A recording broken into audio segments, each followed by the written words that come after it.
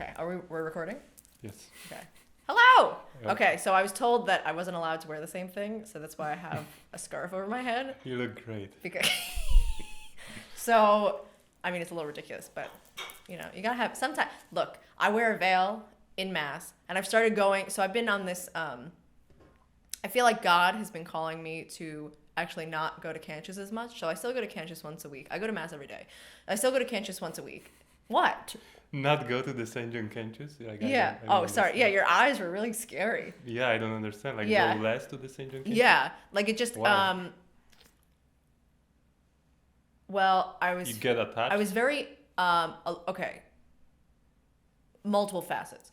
So one is I was getting burnt out, because Kansas was a little bit of a trip, but I was burnt out in life over multiple things. I only respond to suffering, right? So anyway, so I was feeling burnout because God wants to move me in a new way again.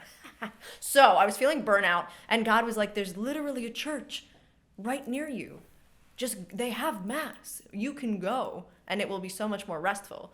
I didn't initially want to go because I was a snob spiritually.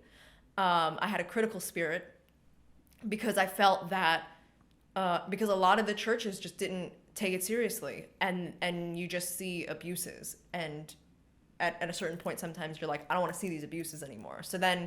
But then you get overly critical. And that's, again, the devil being like, you know, now you're going to be a snob. Now you're going to have spiritual pride. Now you're going to be the Pharisee instead of the tax collector, who's just the plain sinner. Now you've gone to the other end and you're the Pharisee. And I needed to soften my heart to be less critical to regular masses. And there are still some times. And pretty much I feel like God wanted to form me by going to Canches to really teach me the faith, give me the fullness of what there is to receive. Teach me how to actually pray. How do I actually raise my heart to God during the Mass? During the offertory, every time I ask my guardian angel to bring my heart to the altar, to transform it, right? If God can transfigure bread into himself, divinity itself, right? Then he can do something with my heart.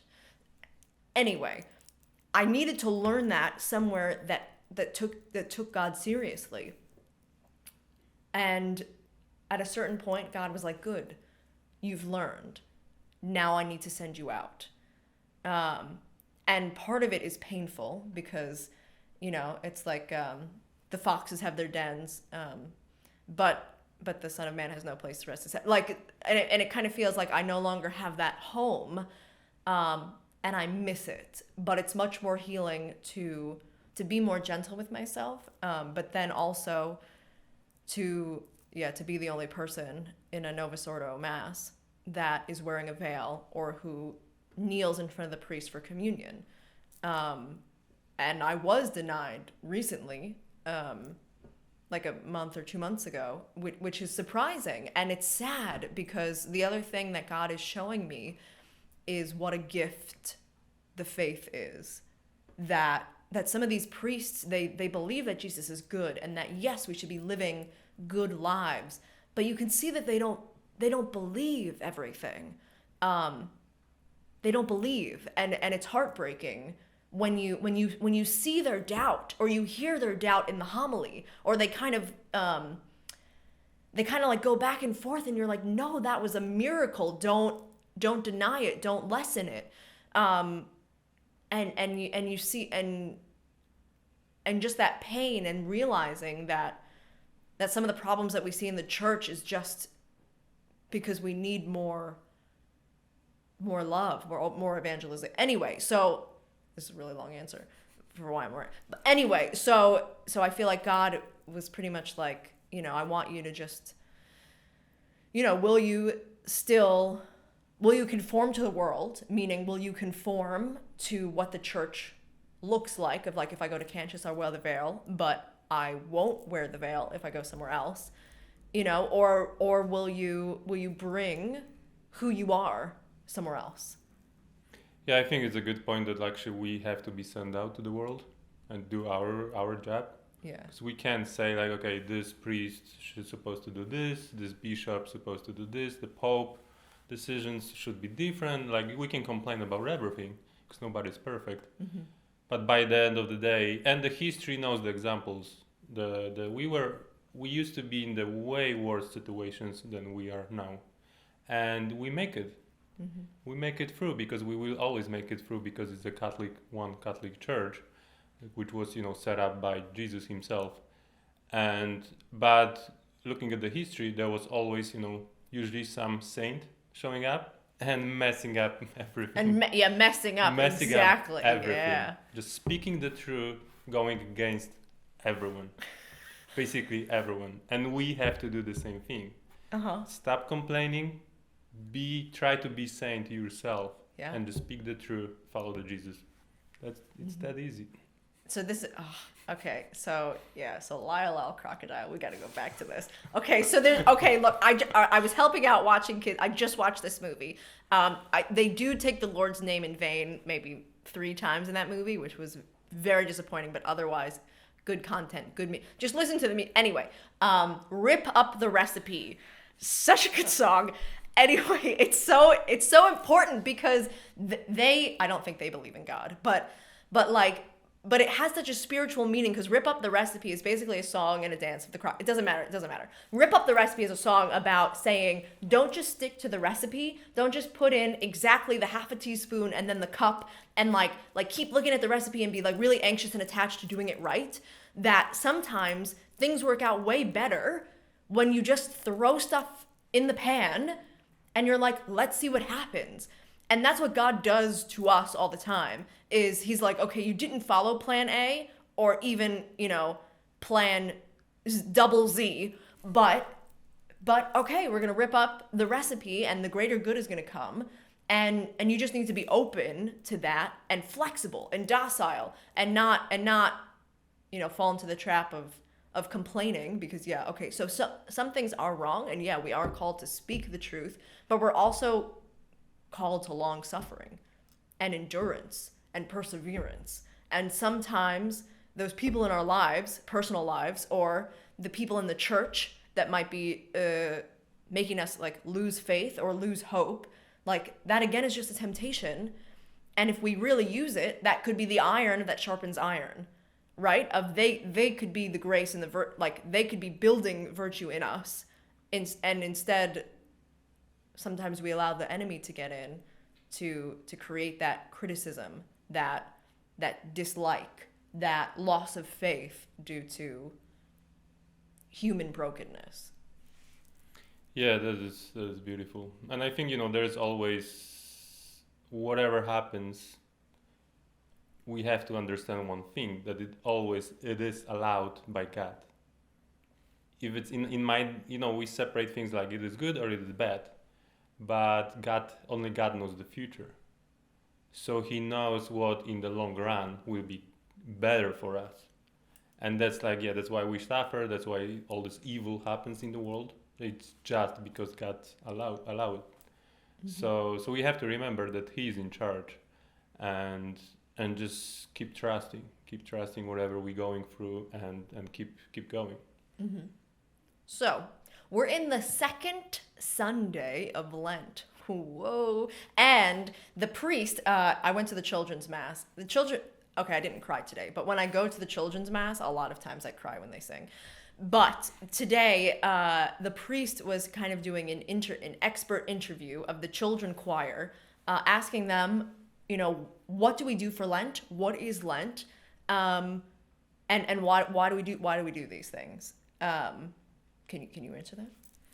Yeah, I have few things that I gave up for the Lent, and I still focus on I know we. So what? Okay, so one thing that you do for Lent is give up things. Why would you give up something for Lent, in general? In general, I know that if I am out of my comfort zone, then usually good things are happening.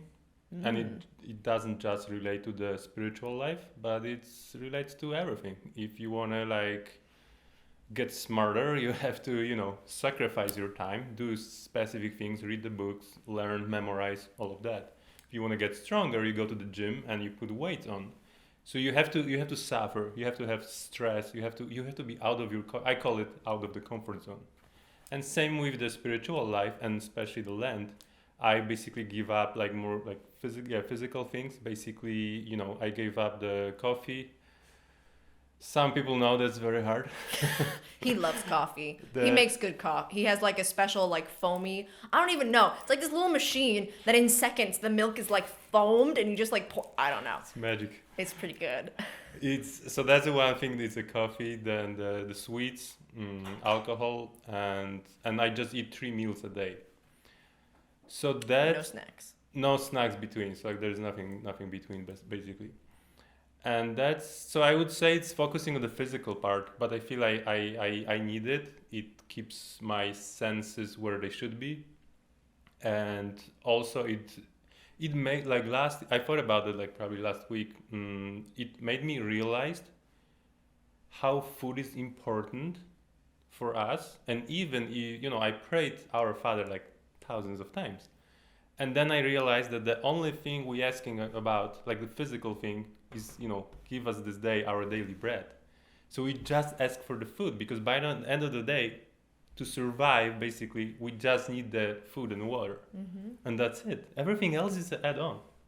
We don't need it like to be on like Yeah. We- But we we- do we- not live on bread alone. Yes, But on every exactly. word that God speaks. Of Yeah, course. I can't quote anything right, but look. Yeah, and but I realized that the food is extremely important. So I started not using my screen when I eat. I started praying before I eat. Like grace or a different prayer? Yeah, the grace, and then basically, or sometimes I just make the sign of cross, and basically, but I'm trying to put more focus on the food. And like most of the time of the day, I'm hungry, so I think about food. But I would say it kind of like it brings my attention to food. But it's not. I'm not saying the food is important in like a bad way. That's like okay, I just focus on the food to like eat better, like to be more picky and all of that. But it just made me realize how food is important in our lives because it's a gift of God. And like I realized that it's the only gift, physical gift, that we need to survive. Nothing else. Like everything else. Let's say the spiritual graces, the basically forgiveness of the sins, like all of that. It's more spiritual. But in physical way, I don't need more money. Like it's nice to have a house, but like there are people living without houses. There are homeless people, and they still live. But the only thing they need is the food. And I realized how food is important to us. So now it also keep me fasting helps you with the keep your body humble. So like this physical part basically I feel weaker, I feel hungry, and like okay, I'm weak. I realize that I'm just human being, and weak, and I make mistakes and I sin and I still fall, but there is someone who gives me those gifts, and I always turn to him. So far, Lent is going well. I can't complain. I would really like to have a coffee, but I can't. It's fine, but it's those small sacrifices that basically put me out of my comfort zone, and I feel that I grow spiritually. So that's the main goal of the Lent. Yeah. That sounds, like you're making things a lot more intentional. And even getting rid of the screen while you're eating, really, that's another type of fasting. You're opening up more space, and maybe silence too. That in that meal, if you are eating alone, well, now you're not alone because now you're allowing God to be with you. And instead of trying to fill that need yourself, you're letting God enter that empty space. Yeah, that's totally true. So I found it beneficial for me, and I really recommend it. I remember the days where I would be scrolling my phone, and I would not remember what I just ate, and I was like, "Oh, this is bad. Right. I don't want to live like this. I want to enjoy my meal. Like this is so important. It's a gift. I want to enjoy it. I really want to, experience it. Like that's my point. And so how is the Lent for you? Lent is pretty okay. So last year I went really, really hard on Lent because I really leveled up. So, okay, so let's do a little backstory. So, the first Lent that I ever participated in, this is for, I guess humility. Basically, the first Lent I ever participated in, because when I realized that I was like, oh, you're supposed to do things for Lent, I literally gave up a sin. I didn't know it was a sin. But okay, so if you're okay, so no. Are you supposed to do the sin? No. Did I know it was a sin? No, but that doesn't mean that it doesn't still have the consequences of sin. Even if I'm less culpable for it, it doesn't matter how culpable I am because I'm still offending God at the end of the day. So I gave up a sin because I felt God convicting me to do it. And how amazing is that? Because I remember that Lent, I went on a retreat, like with the young adult group, different church, and we were talking all about Lent, and everybody kept asking, what are you doing for Lent? What are you doing for Lent? What are you doing for Lent? And the sin was a very private, personal, like shameful thing that I didn't want to talk about. But I felt God's grace to give it up. And I always had to give like a tangential answer to what are you doing for Lent because it was so personal. And I didn't want to give that just to anyone, right? You're not supposed to throw your pearls among swine, right? And that was too tender to open up. So if that's you or a friend like don't like it's funny that we're talking about Lent because I actually think that sometimes it's better to not really be asking someone, what are you doing for Lent? Because a little bit sometimes it could be a trap of pride. I'm like, oh yeah, I'm sleeping on the floor and I'm not eating and look at all these good things I'm doing. Whoa. And then you've already gotten your reward because you've talked about it. So I guess question your motivation. But also, if you're participating with God's grace and you are actually taking that step forward in the spiritual life, which could be maybe a really baby step, right? If you ever read like Teresa of Avila, the different castles, right? Like maybe you're not even in the first castle yet, right? Like you are like suffering, but God is like, come in, please come into the castle, right? So, to really just acknowledge that, like, that's where I used to be. So, so don't feel ashamed if your Lent is giving up a sin, because that really could be God working through you to help cull things in and how patient is he, right? Cull things, but patiently, right? So, because God is very gentle, he's loving, he's kind, he's patient. So last Lent, I went really, really hard because I really was taking like the prayer, the fasting, the almsgiving. That was like, it was very painful because I really wanted to do Lent, I guess, like the quote unquote right way, like to really get, like I really felt, I had the zeal, the passion I was finally like, okay, like this is it. Like I am all 100% in. And I stuck with it. But it was so hard that, and there were other things in my life too that made things like, like feeling burnt out and other things that kind of contributed later on after that, like during the rest of the year. But I really felt God this year saying, like, you need to rest. You need to be gentle. Like, what can you do this Lent to love me more? To open your heart more, do less, love more. What can you do this Lent or give up this Lent to love me more? And I felt this gentleness, this gentle call to not get down on myself and get impatient with myself when I sin and I'm not perfect, because that is pride, but to really acknowledge where I'm weak, acknowledge what I could do better, and do that small thing. So this Lent, I am intentionally incorporating more prayer. I'm praying with the gospel of the day in the morning. And God right now is giving me a lot of consolation to do that. it's very funny how much consolation he's giving me, because I know, one, that the consolation's not going to last, but two, that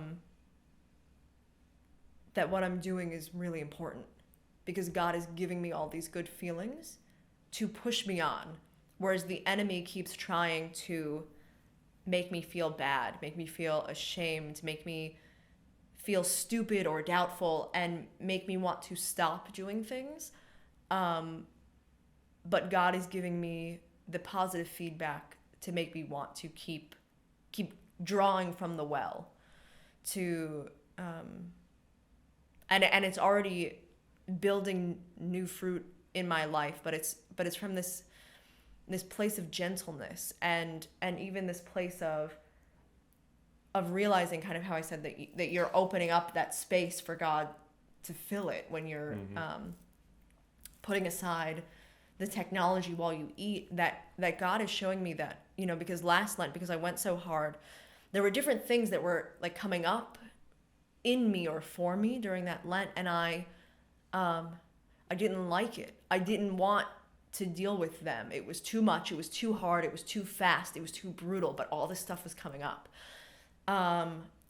And I would say that there was definitely a mixed motivation with me of like, it's like I never want to go back there again. I don't want to deal with those things, right? That you can kind of numb by technology, or by that extra couple bites of food, or by that hitting the snooze button and sleeping for an extra 15 minutes, or by chatting on the phone with your friend.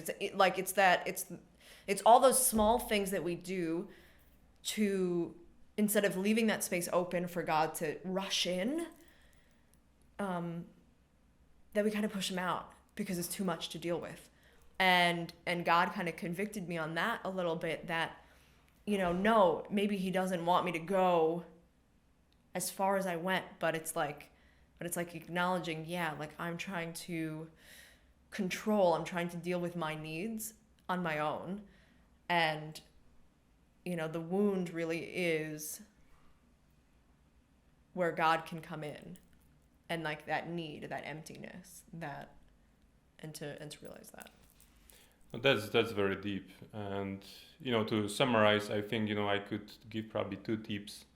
That basically I would use more quiet time, whatever it is, just more quiet time when you letting God in, and then get out of your comfort zone, because it doesn't matter what you give up, what you really do, because everyone will be in the different spiritual level. But if anything gets you out of the comfort zone, which is like little, I like this coffee, but like I don't drink it. It is out of comfort zone. So whatever it is, just get yourself out of comfort zone, and you will see the fruits. Mm-hmm. What is your tip for the Lent?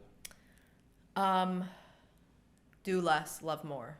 How can you keep your eyes fixed on Jesus and really acknowledge that you are a beloved child of God, but so is everyone else. And particularly that person that you don't want to talk to because of how they've hurt you, to realize that God sees them as a beloved child also. And how do you love more? That doesn't mean that you approach them, but how do you just open your heart to God in that place? Yeah, I think we'll still get back to the Lent subject. We have a few more weeks. Ooh. But for now, thanks for watching, and we see you in the next video. Stay with God. Adios.